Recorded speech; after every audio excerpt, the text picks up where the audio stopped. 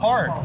You guys know Enuff Z'Nuff. Those guys kick much ass. Their singer and lead guitar player, Johnny, is with me right now on First and Monday. What's up, bro? Hey, how are you? You guys kicked a whole lot of ass. Thank you. I appreciate that. It was great seeing all the people out there, the fans, actually singing along. That's got to be a good feeling.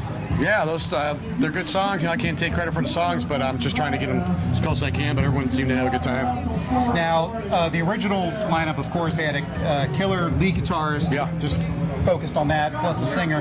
Talk about the challenges of playing both roles.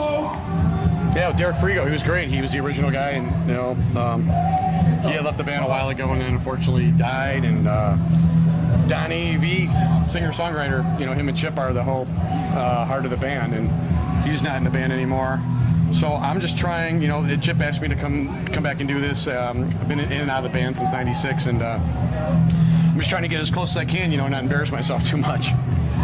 Would you call yourself a singer first or a guitar player first? Probably guitar player first, and then I've been doing my own stuff and putting out records and singing for a while on my own. Well, you definitely nail the Donnie vocal style, and your guys' harmonies sound good. Was there any on-stage magic to make those harmonies come out? I was struggling today because it's very hot here and it's very humid. And I always have a difficult time playing outside. As far as harmonies go, as long as we can hear what we're doing, Chip and Eric are usually hitting those harmonies pretty good. And when it all blends, when you can hear everybody and it's all the right, it's a lot of it is like checking, and we didn't have any of that. So we were really winging it. So I hope it sounded okay. But yeah, it's when it all blends, it sounds great because the songs, it was already rewritten. The songs are written. Right. Are you guys working on any new material in Enuff Z'Nuff? Yeah, we do focus a lot on playing a course of all the records. There's like 16 albums, so we try to touch on each one. Right. But now with me back in the band, it's been about a year. If we're going to go forward, we're going to have to write something new with me involved. So if that happens, that should happen over the next year. And if it doesn't, then I'll be working at Portillo's making beef sandwiches. Italian beef, that's a Chicago staple, isn't it? Yeah. It is. All right, so you're a Chicago native? Yeah, I'm from Chicago. Okay. Now, when I think of the Chicago music scene, of course, Enuff Z'Nuff is from there, but I think more of like punk rock. Yeah. Is there now, or was there then, like a strong rock scene that I just don't know about?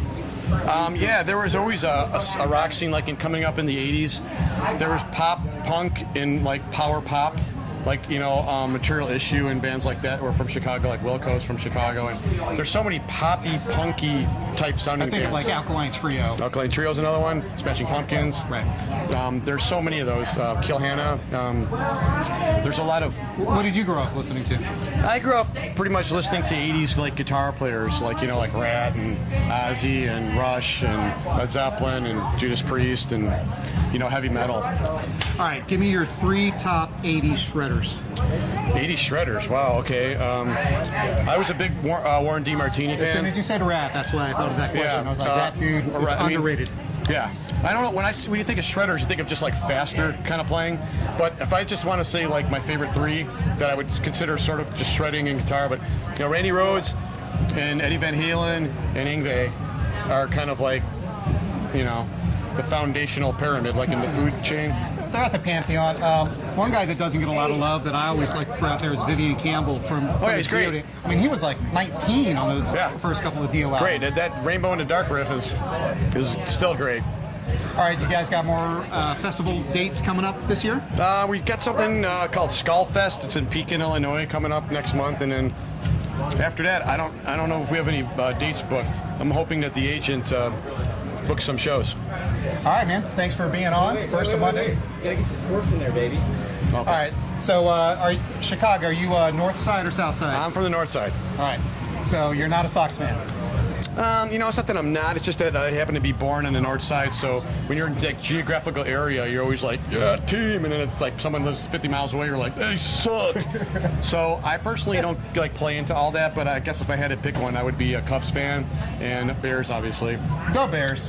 And but that covers the whole city. I don't think there's the Bears cover everything. Sox and Cubs have a rivalry there. I personally think it's completely, by the time you get down there and pay to park, and you eat something and drive home, you're 150 in the hole and your back hurts. So I don't even go anymore. What about the Bulls, man? I went to Chicago for the sole purpose of just taking in a Bears game. It was Bears-Lions, mid-'90s, and we went to Jordan's Steakhouse. Oh, yeah. And it was like 4 stories or something, different cuisine on each level. So the Bulls, man, are they ever going to make it back?